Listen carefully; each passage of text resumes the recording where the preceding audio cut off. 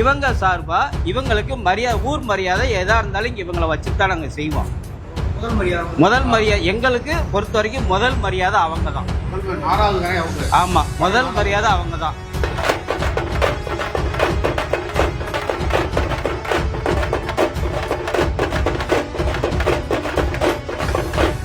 இவங்க வந்த பின்னாடி தான் பொங்கல் கொண்டு வர மாதிரி இவங்க வந்து கும்பிட்டு இவங்க முறை செஞ்சுட்டு உங்களுக்கு மரியாதை செய்வாங்க. அப்புறம் அவங்க மரியாதை இவங்களை கூட்டிட்டு போறாங்களே உள்ளுக்க, அப்புறம் தான் அப்படியே எடுத்தது.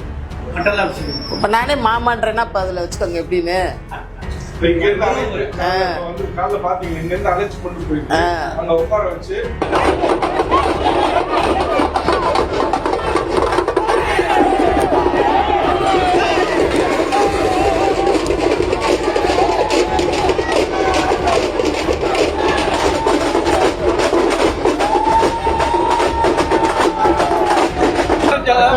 ரத்த சொந்தம் தான் நம்ம எல்லாருமே.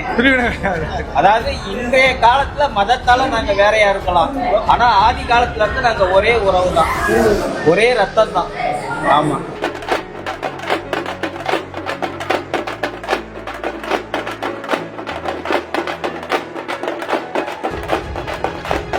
பண்டைய காலத்துல நாங்க இன்றைக்கு பிறப்பால் மதத்தால் இஸ்லாத்தை பின்பற்றக்கூடியவங்களா இருக்கோம். எங்களுடைய மூதையர்கள் ஒரு 5-6 தலைமுறைக்கு முன்னாடி ஆதி தமிழர்களாக தமிழ் குடிகளாக தான் வாழ்ந்துகிட்டு இருந்தாங்க.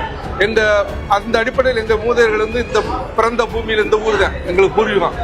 அந்த அடிப்படை அந்த மூதையர்கள் ஒருவர் தான் அந்த வாவா போர்தின்றவர். அதனால இப்ப இவங்களும் அங்க இருந்து ஊர் மரியாதை நாங்க போய் அழைச்சிட்டு வந்து இங்க உட்கார வச்சு தலப்பா உரிமை கட்டி இது பண்ணி நாங்க பரம்பரை செய்வோம்.